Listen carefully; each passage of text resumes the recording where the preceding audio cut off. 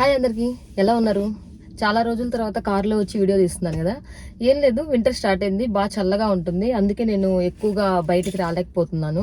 బాగా చల్లగాలి, కార్లో కూర్చున్నా కూడా కొంచెం చల్లగా అనిపిస్తుంది. అందుకే నేను ఎక్కువ ఇంట్లో కూర్చొని వీడియోస్ తీయడం అలాగే చేస్తున్నాను అనమాట. అందుకే మనం కార్లో చాలా రోజుల తర్వాత అయితే కనిపిస్తున్నాము. సో ఈ రోజు కొంచెం క్లైమేట్ పర్లేదు, బాగా అనిపించింది. అందుకే నేను మళ్ళీ కార్లోకి వచ్చి వీడియో స్టార్ట్ చేద్దామని అయితే మళ్ళీ స్టార్ట్ చేస్తున్నాను. అలాగే కోల్డ్ కఫ్ కూడా ఎక్కువైపోయి వాయిస్ కూడా రాలేదనమాట, ఎక్కువ మాట్లాడలేకపోతున్నాను, చాలా కష్టంగా అనిపించింది. సో అందుకే కొంచెం పాటలు కూడా అందరూ అడుగుతున్నారు, ఏంటి ఫస్ట్ ఎపిసోడ్ అయిపోయింది, సెకండ్ ఎపిసోడ్ కంటిన్యూ చేయట్లేదు అని. సో వస్తాయి కొంచెం ఓపిక పట్టాలి. నేను ఎట్లా ఓపిక పడుతున్నానో, వ్యూస్ సబ్స్క్రైబర్స్ లేకపోయినా కానీ మీరు కూడా అట్లానే ఓపిక పట్టాలన్నమాట. చూసే చాలా తక్కువ మంది అయినా సరే మంచి మంచి వీడియోస్, మంచి టాపిక్స్, మంచి కంటెంట్తో అయితే మీ ముందుకు ఎప్పుడు వస్తూనే ఉంటాను. అస్సలు తగ్గేదే లేదనమాట. ఇంకా ఓకే, మనం అయితే టాపిక్లో చూసుకుందాం. ఈ రోజు మన టాపిక్ వచ్చేసి అమెరికాలో హాస్పిటల్ బిల్ ఎంత అయింది నా ప్రెగ్నెన్సీ నుంచి డెలివరీ వరకు అనే విషయాలు అయితే ఈరోజు షేర్ చేద్దాము.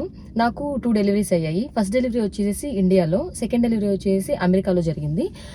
ప్రెగ్నెన్సీ కన్ఫర్మేషన్ కూడా నేను ఇక్కడికి వచ్చాక అనమాట. నేను వచ్చిన 4 monthsకి నా ప్రెగ్నెన్సీ కన్ఫర్మ్ అయింది. ప్రెగ్నెన్సీ కన్ఫర్మ్ అవుతుంది అనేది కూడా నాకు అసలుకి ఐడియా లేదు. నేను దాని ముందు రోజు ఎగ్ తిన్నాను. ఎగ్ అది కూడా వేరే వాళ్ళు వంట తీసుకొని వచ్చారనమాట. ఎగ్ మా హస్బెండ్ వాళ్ళ ఫ్రెండ్ ఎవరో వాళ్ళు వంట తీసుకొని ఎగ్ కర్రీ ఏదో తీసుకొని వచ్చిన తర్వాత నేను అది తిన్న తర్వాత నుంచి నాకు అసలుకి ఇంకా హెల్త్ అంతా బాగా పాడైపోయింది. ఏదో వామిటింగ్స్, అసలుకి నీరసం అయిపోయాను, చాలా సిక్ అయిపోయాను అనమాట. నాకు అర్థం అవ్వట్లా, ఎగ్ కర్రీ తింటే ఇట్లా ఎందుకు అయిపోయాను అని చెప్పేసి. మా హస్బెండ్ మాత్రం తినలేదు, ఆయన కొంచెం ఎగ్ నాన్ వెజ్ అసలు తింటూ ఇంట్రెస్ట్ ఉండదు. సో ఆయన టచ్ చేయలేదు, కానీ నేనేమో అడ్డమైన గడ్డంతా తింటూ ఉంటాను. అలాగే కొంచెం ఇంట్రెస్ట్గా తిన్నాను. అది తిన్న దగ్గర నుంచి నేను ఎందుకు ఇంత సిక్ అయ్యానా అనేది నాకు అసలు ఎంతప్పటికీ అర్థం అవ్వట్లేదు. ఎంత ఆలోచించా ఏం తెలియట్లేదు. ఒక 3 days 4 days ఇలాగే ఉంది. సరే చూద్దాము ఏమైందో అనుకున్నాను. ఎందుకంటే రాగానే 4 monthsకే నేను హాస్పిటల్కి వెళ్ళాలి అంటే కొంచెం భయపడతాం కదా, ఏం చెప్తారో, ఏం వినాల్సి వస్తుందో, ఎలాంటి ట్రీట్మెంట్ జరుగుతుందో. ఇక్కడ హాస్పిటల్స్ అంటేనే జనరల్గా భయపడతా ఉంటాము. ఎందుకులే అని చెప్పి పెద్ద ఇంట్రెస్ట్ చూపించలేదు హాస్పిటల్కి వెళ్ళడానికి. 4-5 daysకే అంత అవసరం లేదు అని చెప్పేసి వెళ్ళకపోయేసరికి తర్వాత ఏమైంది, ఒక 1 week తర్వాత మా హస్బెండ్కి డౌట్ వస్తూ ఉంది, ఒకసారి చెక్ చేసుకుందాము, ఏమైనా ఎందుకైనా మంచిది, ఏదైనా ప్రాబ్లం ఉంటే ఇమీడియట్గా హాస్పిటల్కి వెళ్తేనే బెటర్ కదా అని చెప్పేసి. సరే అని చెప్పేసి ఇంకా కిట్ తెచ్చుకొని ఒకసారి టెస్ట్ చేసాము. ప్రెగ్నెన్సీ కన్ఫర్మ్ అయింది. ఒక్కసారి షాక్ అయిపోయాను అనమాట. నేను ఫస్ట్ ప్రెగ్నెన్సీ కన్ఫర్మ్ అయినప్పుడే చాలా షాక్లో ఉన్నాను. నేను ప్రీవియస్ వీడియోలో చూడండి, ఆ వీడియోలో నేను ఆల్రెడీ చెప్పాను, అంటే ఇట్లా కూడా ప్రెగ్నెన్సీ అవుతుందా అనే విషయం నాకు అప్పటికి తెలియదు. సో సెకండ్ ప్రెగ్నెన్సీ కూడా కొంచెం అలాగే షాక్ అనిపించింది. ఎందుకంటే జనరల్గా మనం వింటూ ఉంటాం, ఫస్ట్ ప్రెగ్నెన్సీలో ఏ టైంలో ప్రెగ్నెన్సీ తెచ్చుకోవాలి, ఏ టైంలో గ్యాప్ ఇవ్వచ్చు అనే విషయం నాకు తెలియదు అనమాట. నాకు కానీ మా హస్బెండ్ కానీ తెలియదు. ఎవరిని అడగాలన్నా భయపడతా ఉండేవాళ్ళం ఫస్ట్ టైం కాబట్టి. సో అప్పుడు ఏం తెలియదు, ఇమీడియట్గా కన్ఫర్మ్ అయినా అప్పుడు షాక్ అవ్వడం ఆశ్చర్యం లేదు. కానీ రెండోసారి కూడా షాక్ అవ్వాల్సిన పని ఎందుకు వచ్చింది అంటే, జనరల్గా చాలా మంది చెప్తూ ఉంటారు అప్పుడు వర్కౌట్ అయిన క్యాలిక్యులేషన్ ఇప్పుడు వర్కౌట్ అవ్వదు అని చెప్పేసి. సో నా విషయంలో కూడా అలానే జరిగింది. నేను ఆ ఎగ్ తిన్న వల్ల అనుకున్నాను, బట్ నా బాడీలో ఎగ్ రిలీజ్ అవ్వడం వల్ల అనే విషయం అయితే ఇంకా తర్వాత తెలిసింది, ప్రెగ్నెన్సీ కన్ఫర్మ్ అయిన తర్వాత. ఇంకా కన్ఫర్మ్ అయ్యగానే మనం ఇమీడియట్గా హాస్పిటల్ అపాయింట్మెంట్ అయితే తీసుకుంటాము. హాస్పిటల్ అపాయింట్మెంట్ కూడా ఎలా అంటే మన ఇన్సూరెన్స్ బేస్ చేసుకొని ఉంటుంది. నా ఇన్సూరెన్స్కి ఏ డాక్టర్స్ వస్తారు మన ఇన్సూరెన్స్ని బేస్ చేసుకొని అనేది మనం ఫస్ట్ చెక్ చేసుకొని, వాళ్ళ రేటింగ్ ఏంటి, వాళ్ళ ఎలా ఉంది, వాళ్ళ ట్రీట్మెంట్, వాళ్ళు బాగా చేస్తారా చేయరా, వాళ్ళు ఇండియన్సా లేకపోతే ఎవరు ఏంటి అనే విషయం ఎవ్రీథింగ్ మనం మొత్తం చూసుకోవాలన్నమాట.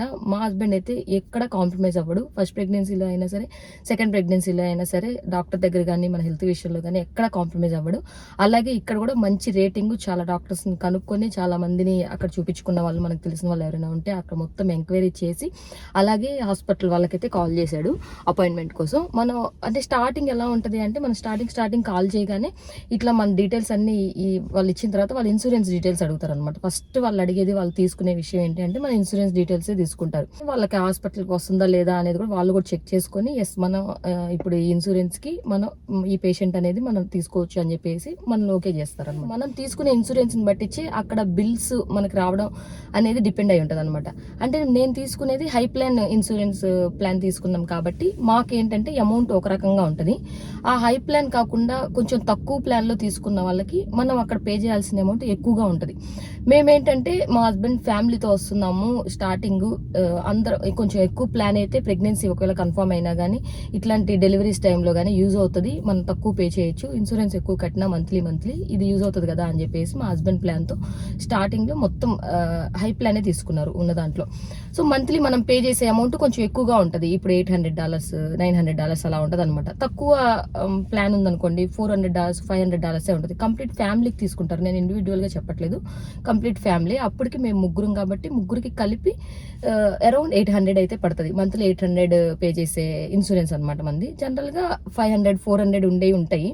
జనరల్గా ఫ్యామిలీ మొత్తానికి అవే తీసుకుంటూ ఉంటారు చాలా మంది. ఇంకా మా హస్బెండ్ ఏంటంటే ఇలాంటివి ఉంటూ ఉంటాయి కాబట్టి ప్రెగ్నెన్సీకి కానీ లేదంటే చిన్నోడు వస్తున్నాము ఎలా ఉంటుందో, వెదర్ చేంజ్ అయినా కానీ ఎలాంటి ప్రాబ్లమ్స్ ఉంటాయో అని చెప్పేసి ముందు జాగ్రత్తగా ఇలా ఎక్కువ ప్లాన్ అయితే తీసుకున్నారు. ఇంకా మాకు అనుకోకుండా ఇంకా ప్రెగ్నెన్సీ కూడా కన్ఫర్మ్ అయింది కాబట్టి మేము అలా చూపించుకోవడానికి వెళ్ళి మనం ఓపీ మాత్రమే స్టార్టింగ్ పే చేస్తాము. ఇక్కడ ప్రతిదీ కూడా హాస్పిటల్స్ ఎలా ఉంటాయంటే బిల్స్ మనకి స్టార్టింగే పే చేయాల్సిన అవసరం ఉండదన్నమాట. తర్వాత మనకి బిల్స్ వస్తూ ఉంటాయి. ఆ వచ్చిన దాన్ని బట్టి మనం పే చేస్తూ ఉండాలి. మనం చూపించుకున్న ఒక్కొక్కసారి సంవత్సరానికి 2 సంవత్సరాలకు కూడా వస్తూ ఉంటాయి బిల్స్. ఇండియాలో ఎలా ఉంటుందని మనం స్టార్టింగ్ మొత్తం పే చేసేటప్పటి నుంచి మనకి ల్యాబ్ టెస్ట్లు బ్లడ్ టెస్ట్లు కూడా చేయరు. ఇక్కడ అట్లా కాదనమాట. మనం ఫస్ట్ వెళ్ళినప్పుడు నా ఫస్ట్ అపాయింట్మెంట్కి నేను ఓపీ మాత్రమే పే చేశాను. అది $25. ఇంకా హాస్పిటల్లో డాక్టర్ మొత్తం చెక్ చేస్తారు. అక్కడ ఏదన్నా టెస్ట్లు కావాలన్నా, urine test, blood test, lab test ఎట్లాంటివి కావాలన్నా సరే అక్కడికి వెళ్ళి హాస్పిటల్ లోపలే తప్పనిచ్చి బయట ఎక్కడ మనం ల్యాబొరేటరీ సెంటర్స్కి వెళ్ళి ఎక్కడ చేయించుకోవాల్సిన అవసరం ఉండదు. మొత్తం హాస్పిటల్స్లోనే చేయించుకోవాలి. హాస్పిటల్లోనే చెక్ చేస్తారు. రిపోర్ట్స్ మాత్రం మనకి మెయిల్ చేస్తారనమాట. మనం మళ్ళీ వెళ్ళాల్సిన అవసరం ఉండదు. ఆ రిపోర్ట్స్ మనం మెయిల్లో చెక్ చేసుకోవచ్చు. డాక్టర్ కూడా అట్లానే మెయిల్లో చెక్ చేసి మనకి రిజల్ట్ అనేది చెప్తూ ఉంటారు. అలా ఫస్ట్ మేము వెళ్ళి ఓపీ పే చేసిన తర్వాత ఇంకా నెక్స్ట్ అపాయింట్మెంట్ ఎప్పుడు రావాలి, మనకు బేబీ ఎలా ఉంది, గ్రోత్ ఎలా ఉంది అనే విషయాలు అయితే మొత్తం చెక్ చేస్తూ నెక్స్ట్ అపాయింట్మెంట్స్ అన్ని కూడా మనకు బుక్ చేస్తూ ఉంటారు. ఆ డెలివరీ టైం దగ్గర పడుతుంది అనగా 8th మంత్ 9th మంత్లో అపాయింట్మెంట్స్ అనేది 2 వీక్స్కి ఒకసారి అట్లా దగ్గర పడుతూ ఉంటాయి. వీక్లీ వన్స్ వెళ్తూ ఉంటాము. సో మనం వెళ్ళిన ప్రతిసారి ఓపీ అయితే మనం ఖచ్చితంగా పే చేయాల్సిందే. ఇంకా వేరే అయితే ఎక్స్ట్రా ఏది పే చేయలేదు. అంటే మొత్తం కూడా 8 మంత్స్లో 8 అపాయింట్మెంట్స్, 8 ఓపీస్ $25. ఇప్పుడైతే $50కి పెంచారు. 8th మంత్ నుంచి 2 వీక్స్కి ఒకసారి కాబట్టి అప్పుడు 2 టైమ్స్. 9th మంత్లో కంప్లీట్గా వీక్లీ వన్స్ వెళ్తాము. వీక్ ఒకటి అనమాట. ఇవి మొత్తం కలుపుకొని దాని తర్వాత అక్కడ అపాయింట్మెంట్స్ మొత్తం అయిపోయిన తర్వాత చెకప్స్ ఎప్పుడైతే మనకి లేబర్ పెయిన్స్ వస్తాయి, ఇంకా డెలివరీ టైం మనకి దగ్గర ఇస్తారో, నాకు ఎలాగా అంటే సెకండ్ డెలివరీ ఆపరేషన్ కాబట్టి మనం ఒక డేట్ సెలెక్ట్ చేసుకుంటాం. ఆ డేట్లో నాకు ఆపరేషన్ చేసేసేయండి అని చెప్పేసి చెప్తామన్నమాట. లేదు నాకు అంతకు ముందుకి పెయిన్స్ వచ్చినా లేకపోతే ఏదైనా ఎమర్జెన్సీ అయినా కానీ వాళ్ళు ఒక ఎమర్జెన్సీ లొకేషన్ అయితే చెప్తారు. ఆ హాస్పిటల్ ఎమర్జెన్సీ సెంటర్, ఎమర్జెన్సీ కేర్కి, అక్కడికైతే మనం ఇమీడియట్గా వెళ్ళిపోతాము. సో ఇక్కడ అపాయింట్మెంట్స్ తీసుకున్న వరకు తీసుకుంటాము. నార్మల్ డెలివరీస్ అయినా అంతే. వాళ్ళకి ఏదైనా ఎమర్జెన్సీ అయితే వెంటనే ఎమర్జెన్సీ సెంటర్కి అయితే వెళ్ళిపోతారు. ఇక్కడికి ఎప్పుడైతే వస్తామో అప్పటి వరకు మనం పే చేస్తాము. దీని తర్వాత మనం ఇంకా బుక్ చేసుకుంటాం కదా, ఇంకా లాస్ట్ 10 days ఉంది అనగా వాళ్ళు ఏం చేస్తారంటే ఇప్పటి వరకు మనకి ఏమైనా పెండింగ్ అమౌంట్, ఇప్పటి వరకు మనం ఓపీనే పే చేసాము, పెండింగ్ అమౌంట్ అంటే వాళ్ళ ల్యాబ్ టెస్ట్లకి బ్లడ్ టెస్ట్లకి మనం ఏమి ఎక్స్ట్రా పే చేయలేదు కదా, ఇవన్నీ కూడా మనం ఇంకెప్పుడైతే మనకి ఇంకా డెలివరీ టైం దగ్గర పడుతుంది అనగా మొత్తం చూస్తారనమాట. వాటన్నిటికీ మనం పే చేయాల్సి వస్తుంది. అది నాకు ఎంత అయిందంటే అరౌండ్ $200 అయింది. ఈ ఓపీస్ కాకుండా నేను ఎక్స్ట్రా ఆ డాక్టర్కి నేను పే చేసింది $200 పే చేశాను. దీని తర్వాత ఎమర్జెన్సీ కేర్ అన్నాను కదా, డెలివరీకి ముందే ఒకసారి దాన్ని విజిట్ చేయొచ్చు. నేను అది విజిట్ చేయడానికి వెళ్ళి మన రూమ్ సెలెక్ట్ చేసుకొని రూమ్లో ఎలా ఉంటుంది, ఎన్ని డేస్ ఉండాలి, ఆపరేషన్ అయితే ఎలాగా, సీసెషన్ అయితే ఎలాగా వాళ్ళు మొత్తం ఎక్స్ప్లెయిన్ చేస్తారు. అది మొత్తం మనం చూసి ఆ రూమ్స్ అన్ని చూసుకున్న తర్వాత మనకి ఎప్పుడైతే ఇంకా బుక్ చేసుకుంటామో, నాలా ఆపరేషన్ వాళ్ళు ఈ డేట్ అని బుక్ చేసుకుంటాం కదా, ఆ డేట్ కన్ఫర్మ్ చేసుకోవడానికి మనం ఒక రోజు వెళ్ళి కన్ఫర్మ్ చేసుకోవాలి. నేను అది కన్ఫర్మ్ చేసుకోవడానికి వెళ్ళినప్పుడు డిపాజిట్ చేయాలన్నమాట కొంత అమౌంట్ అనేది. ఒక $200 మేము డిపాజిట్ చేసి వచ్చాము. ఎందుకంటే మొత్తం డెలివరీ తర్వాత మనకి బిల్స్ పంపిస్తూ ఉంటారు. ఎనస్థీషియా బిల్ కానీ, మనకి రూమ్ రెంట్, సిస్టర్స్ అందరూ వస్తూ ఉంటారు, వాళ్ళందరికి మనం ఏదైనా పే చేయాలి అన్న ఇలాంటి అమౌంట్స్ మొత్తం కూడా ప్రతిదీ కూడా మనకి తర్వాత డిశ్చార్జ్ అయిన తర్వాత పంపిస్తూ ఉంటారు. అలా మనం పే చేస్తూ ఉండాలి. సో మనం ఏం చేయాలంటే ఇప్పుడు ఎమర్జెన్సీ కేర్లో లేబర్ పెయిన్స్ వచ్చినప్పుడు జాయిన్ అవ్వాలి, ముందే చూసుకోవాలన్నాను కదా, అక్కడ మాత్రం రిసెప్షన్లో మన కొంత అమౌంట్ డిపాజిట్ చేసి మన డీటెయిల్స్ అన్నీ ఇచ్చి మన వీసాలు, పాస్పోర్ట్లు అవన్నీ కూడా మనం సబ్మిట్ చేయాలన్నమాట. మన ప్రూఫ్ అనేది కంపల్సరీ ఎక్కడైనా కానీ. హాస్పిటల్లో స్టార్టింగ్లో మనం అపాయింట్మెంట్ తీసుకోవడానికి కాల్ చేసినప్పుడు కూడా మన ప్రూఫ్స్ అనేది కంపల్సరీ అడుగుతారు. నేను H4 మీద ఉన్నాను, వర్కింగ్ కాదు కాబట్టి నేను డిపెండెంట్ వీసా మీద ఉంటాను. ఆ వీసా డీటెయిల్స్ అనేది మనం ఇస్తాము. లేదు నేను ఇప్పుడు డ్రైవింగ్ నేర్చుకున్నాను, నాకు డ్రైవింగ్ లైసెన్స్ ఉంది కాబట్టి నేను డ్రైవింగ్ లైసెన్స్ అనేది సబ్మిట్ చేయొచ్చు. సో మా హస్బెండ్వి నావే అన్ని డీటెయిల్స్ అయితే తీసుకుంటారు. ఎమర్జెన్సీ కేర్లో కూడా అలాగే మొత్తం మన డీటెయిల్స్ అన్ని తీసుకుంటారు. ఇంకెప్పుడైతే నాకు పెయిన్స్ వస్తే ఓకే, పెయిన్స్ రాకుండా మనం ఎప్పుడైతే డేట్ బుక్ చేసుకున్నామో ఆ డేట్న ఆ టైంని అయితే మనం హాస్పిటల్కి వెళ్ళాలి. నేను హాస్పిటల్కి వెళ్ళిన తర్వాత ఎగ్జాక్ట్గా మనం ఎప్పుడైతే చెప్పామో డాక్టర్ అయితే అప్పుడు వచ్చి 100% పర్ఫెక్ట్గా అయితే చేస్తారు. మనం అలా కనుక్కొని వెళ్ళాం కాబట్టి అసలు మేము చూపించుకున్న డాక్టర్ అయితే చాలా బాగా చేస్తారనమాట. ఎంత పర్ఫెక్ట్ అంటే ఆమెకి 30 years ఆఫ్ ఎక్స్పీరియన్స్ అయితే ఉంది. సో అసలు డాక్టర్ రాకముందు మనకి ఎనస్థీషియా డాక్టర్ అనేది వస్తారు. ఆ ఎనస్థీషియా డాక్టరే మనకి రాగానే ఆ వెన్న ఇంజెక్షన్ అయితే చేస్తారనమాట. అంటే ఎనస్థీషియా ఇస్తారు మత్తు. ఆ మత్తు ఇచ్చిన తర్వాతనే మనకి ఆపరేషన్ కాబట్టి నాకు కోసి బిడ్డను తీస్తారనమాట. సో నాది కూడా ప్రాసెస్ అలాగే ఉంది. నాది ఫస్ట్ ఎనస్థీషియా ఇచ్చారు. అది ఇవ్వగానే అసలుకి చాలా విపరీతమైన పెయిన్ ఉంటుంది.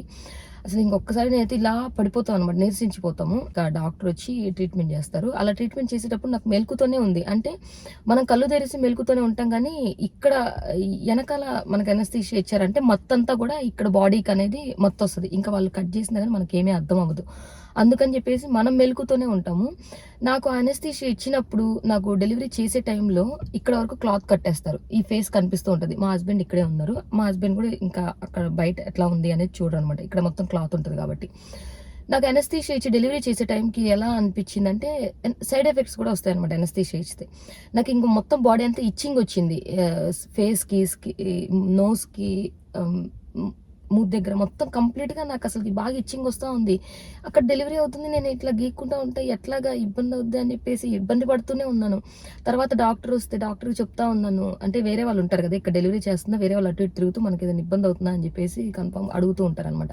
నేనేమో ఇట్లా చెప్తా ఉన్నా, నాకు బాగా ఇబ్బందిగా ఉంది, ఇచ్చింగ్ వస్తుంది అని చెప్పేసి. మా హస్బెండ్తో చెప్తున్నారు ఇట్లా సైడ్ ఎఫెక్ట్స్ వస్తూ ఉంటే తనకి వచ్చిందనమాట అని. అన్నీ రాగుండే అని మనకే వస్తాయి అనమాట. సో మనకే చూపించింది. అందరికీ అట్లా ఏం జరగదంట. ఇంకా ఏవైతే ఉంటాయో వాటికి సంబంధించిన నెగిటివ్స్ మొత్తం మనకే జరుగుతూ ఉంటాయి అని అనుకుంటాము. బట్ అందరూ మనలాగే ఫేస్ చేస్తూనే ఉంటారు. సో మొత్తానికైతే నాకు డెలివరీ ప్రశాంతంగా అయిపోయింది. ఒక 4 hours 5 hours తర్వాత మనం డిశ్చార్జ్ అయితే చేస్తారు. రూమ్కి అయితే షిఫ్ట్ చేసేస్తారు. ఇంకా బేబీని అయితే మా హస్బెండ్కి కూడా ఇస్తారు. మనకి చూపించి కిస్ చేయమని చెప్తారనమాట.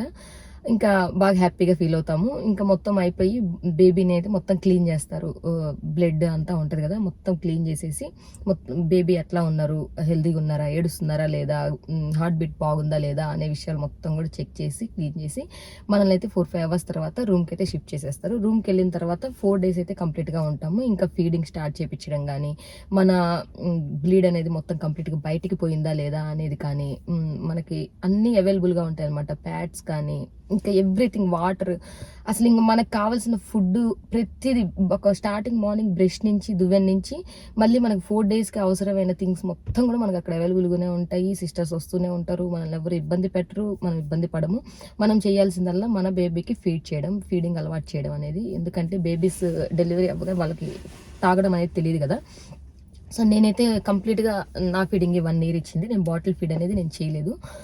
పెద్దోడప్పుడు కొంచెం కష్టమైంది, చిన్నోడప్పుడు ఇంకా ఎక్కువ కష్టమైపోయింది. నేను ఇంకా పెద్దోడికి ఆల్రెడీ ఇచ్చాను, ఈజీ అవుతుందేమో అనుకున్నాను. బట్ చిన్నోడికి నాకు కొంచెం ఎక్కువ కష్టమైంది. అందరూ ఏంటంటే పంప్స్ తీసుకొచ్చారనమాట. నాకేమో అది ఇష్టం ఉండదు, నేనే ట్రై చేస్తా అని చెప్పాను.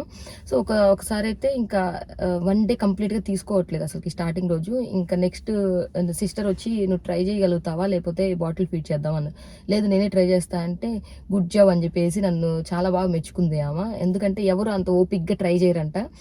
నేను ఖచ్చితంగా ఇవ్వాల్సిందే, ఫస్ట్ దానికి నేను ఇచ్చాను కాబట్టి నేను ఇప్పుడు కూడా బేబీకి నా ఫీడింగ్ ఇస్తాను అని చెప్పగానే వాళ్ళైతే హ్యాపీ ఫీల్ అయ్యారు.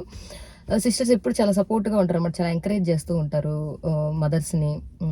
అంటే మనమే ఫీడ్ చేయాలి అని చెప్పేసి. సో నేనైతే 1 year ఇచ్చేసాను. ఇంకా మనం అయితే ఆ 4 days ఉంటాం కదా, ఆ 4 days డిశ్చార్జ్ అయిన తర్వాత మనం డిశ్చార్జ్ అయ్యేటప్పుడు కంపల్సరీ బేబీ సీట్ అనేది ఉండాలి. బేబీ సీట్ లేకపోతే వాళ్ళు డిశ్చార్జ్ కూడా చేయనివ్వరు. పుట్టిన బేబీస్కైనా సరే వాళ్ళ సీట్ వాళ్ళకి సపరేట్గా ఉంటుంది అమెరికాలో. మనం ఊళ్ళో కూర్చోబెట్టుకొని ఇట్లా స్టైల్ తీసుకెళ్ళడానికి ఉండదు అసలుకి. వాళ్ళ కార్ సీట్లో వాళ్ళు కూర్చోవాల్సిందే, వాళ్ళ పక్కన మదర్స్ కూర్చోవాల్సిందే అనమాట. ఆ కార్ సీట్లోనే మనం హాస్పిటల్లో డిశ్చార్జ్ అయ్యేటప్పుడు బేబీని కార్ సీట్లో కూర్చోబెట్టి మనం బయటకు వస్తాము బేబీని తీసుకొని. సో నాది కూడా ఇంకా అలాగే జరిగింది. నేను ఇంకా అక్కడ మనీ పే చేసింది అయితే ఏం లేదు. బట్ ఇంటికి వచ్చిన తర్వాత మనకి బిల్స్ వస్తూ ఉంటాయి అనమాట. మంత్కి ఒకసారి, 2 monthsకి ఒకసారి, 3 monthsకి ఒకసారి. నాదైతే వితిన్ 1 year లోపలే బిల్స్ అన్నీ కూడా వచ్చేసాయి. మొత్తం ఓవరాల్గా మేము చూసుకుంటే మా బిల్ వచ్చేసి ఒక 3000 వరకు అయింది. ఇంతవరకే అనుకున్నాం ఆపరేషన్ అంటే. ఇంకా దాని తర్వాత అంటే ఆపరేషన్ అయితే జనరల్గా ఇన్సూరెన్స్ బేస్ చేసుకొని నాకైనా రూమ్ రెంట్స్ అన్నిటికి కలిపి అయితే ఒక 3,500 అయితే అయింది. అండ్ $3,500 నేను చెప్పేది. దాని తర్వాత ఇప్పుడు ఓపీలు కానీ లేకపోతే నేను అక్కడ డిపాజిట్ చేసినవి ఇంకా ఎక్స్ట్రా ఏమైనా డాక్టర్ దగ్గర ఆల్రెడీ ఓపీస్ అయిపోయిన తర్వాత ఎండింగ్ లో పే చేసిన ఒక 200 ఈ ఓపీస్ అన్ని కలుపుకుంటే అరౌండ్ $4,000 అయితే అయిపోయింది అనమాట. అంటే 3 లక్షలు చేంజ్ అయితే అవుతుంది కంపల్సరీగా. అది కూడా ఇన్సూరెన్స్ ఎక్కువ ప్లాన్ తీసుకొని, అది కూడా నాది ఆపరేషన్ అవ్వబట్టి. ఆపరేషన్ అవ్వకుండా నార్మల్ డెలివరీస్ వాళ్ళకైతే ఇంత అమౌంట్ అయితే అవ్వదు. నేను ఆపరేషన్ వాళ్ళ గురించి మాత్రమే చెప్తున్నాను, ఎందుకంటే నాది అదే అయింది కాబట్టి నాకు అదే ఎక్స్పీరియన్స్ ఉంది, నేను అదే చెప్పగలను. నార్మల్ డెలివరీ వాళ్ళకైతే అంత అయితే అవ్వదు. ఇదే ఇన్సూరెన్స్ ప్లాన్ ఉండి నార్మల్ డెలివరీ అయితే మాత్రం వాళ్ళకి $2,000 మాత్రమే అవుతుంది. అంతకుమించి ఎక్కువ అయితే అవ్వదు. అంటే ₹1,50,000 అయితే అవుతాయి. అంతకుమించి ఇంకా అవ్వదు వాళ్ళకి. ఈ ఓపీస్ అన్ని కలుపుకోగా నేను చెప్తున్నాను. ఇది ఇన్సూరెన్స్ ప్లాన్ తక్కువగా ఉండి వాళ్ళు కానీ ఇప్పుడు ఈ ఆపరేషన్ కానీ నార్మల్ డెలివరీస్ కానీ వెళ్ళారు అంటే నాకున్న నాలెడ్జ్ ప్రకారం, నాకు తెలిసిన నాలెడ్జ్ ప్రకారం చెప్తున్నాను. ఇన్సూరెన్స్ ప్లాన్ తక్కువగా ఉండి ఆపరేషన్ అయితే మాత్రం వాళ్ళకి మ్యాక్సిమం $10,000 అయితే అవుతుంది. మినిమం ఎంత తక్కువ చూసుకున్నా $7,000 అయితే ఈజీగా అవుతుంది అనమాట. 7,000 అంటే 5.5 లక్షలు అవుతుంది. అదే $10,000 దాకా అయితే 8 లక్షల చేంజ్ అయితే అవుతుంది. ఇది మాత్రం డ్యామ్ షూర్. అది ఆపరేషన్ అయ్యి ఇన్సూరెన్స్ ప్లాన్ తక్కువగా ఉంటాయి. అదే ఇన్సూరెన్స్ ప్లాన్ తక్కువగా ఉండి నార్మల్ డెలివరీ అయితే మాత్రం వాళ్ళకి ఇప్పుడు మనకు ఆపరేషన్కి ఎంత అయితే అయింది అనుకుంటున్నామో నార్మల్ డెలివరీ వాళ్ళకి అంత అవుతుంది అనమాట. అంటే ఒక 4,000-5,000 చిల్లర్లో నార్మల్ డెలివరీ వాళ్ళకి క్లోజ్ అయిపోతుంది. ఇన్సూరెన్స్ తక్కువ ఉన్నా కానీ 4 లక్షల్లో అయిపోతుంది. ఎందుకు అంటే నార్మల్ డెలివరీకి ఆపరేషన్కి అంత డిఫరెన్స్ ఉంటుంది. కానీ నార్మల్ డెలివరీని కూడా వీళ్ళు సివియర్ సిచ్యువేషన్స్ ఉన్నా కూడా ఆపరేషన్ అయితే చేయరు. మ్యాక్సిమం నార్మల్ డెలివరీ చేయడానికి ప్రయత్నం చేస్తారు. ఫస్ట్ డెలివరీ అమెరికాలో చేసుకుంటే ప్రతి ఒక్కరు చాలా యూజ్ ఉంటుంది. ఎందుకంటే 100కి 1000% కూడా వీళ్ళు నార్మల్ డెలివరీ చేయడానికి ప్రయత్నం చేస్తారు. ఎంత క్రిటికల్ సిచ్యువేషన్లో అయినా సరే నార్మల్ డెలివరీ చేయడానికి. నాతో పాటు వేరే వాళ్ళు చూపించుకున్న వాళ్ళు కానీ నాతో డెలివరీ అయిన వాళ్ళు కూడా ఉన్నారు కదా, వాళ్ళందరూ ఫస్ట్ డెలివరీ అనమాట. వాళ్ళందరికీ నార్మల్ డెలివరీసే అయ్యాయి. నాకేంటంటే ఫస్ట్ ఆపరేషన్ కాబట్టి నేను ఆపరేషన్కి వెళ్ళిపోయాను. బట్ వాళ్ళందరూ చెప్తూ ఉన్నారు చాలా సింపుల్గా చాలా ఈజీగా చేశారు డాక్టర్ అని చెప్పేసి. అయితే నేను ఏ డాక్టర్ దగ్గర చూపించుకున్నాను ఏంటి అనే విషయాలు అయితే ప్రీవియస్ వీడియోలో ఉంది. అదైతే మీరు ఒకసారి అబ్జర్వ్ చేయండి, ఒకసారి చూడండి. ఇది ఈరోజు మన వీడియో. నాకైన బిల్లు చెప్పాను కదా, $4,000లో నాకు ఇక్కడ అమెరికాలో ఆపరేషన్ అయితే అయింది. ఇంకా ఇంతే అవుతుంది. ఇంతకన్నా మరీ తక్కువ అయితే అవ్వదు. కొంచెం అటు ఇటుగా అవుతూ ఉంటే ఒక $500 డిఫరెన్స్లో ఉంటుంది తప్పనిచ్చి. ఇంకా ఇప్పుడు పెరిగిందంట. ఓపీలో అయితే $50కి వచ్చిందంట, $25 నుంచి. సో ఇలా అయితే ఉంటుంది అనమాట అమెరికాలో. ఇది మెయిన్ మనం అమెరికాలో నాకు డెలివరీ అయిన విషయాల గురించి. ఇంక ఇప్పుడు వీడియో కూడా లాంగ్ లెంత్ అవుతుంది. సో ఇంతకన్నా నేను ఎక్స్టెండ్ చేయను. ఇండియాలో ఎలా జరిగింది ఏంటి అనే విషయాలు అయితే నెక్స్ట్ వీడియోలో చూద్దాము. మనమైతే మళ్ళీ నెక్స్ట్ టాపిక్తో నెక్స్ట్ మంచి వీడియోతో మళ్ళీ అయితే కలుద్దాం. అంతవరకు సైనింగ్ ఆఫ్.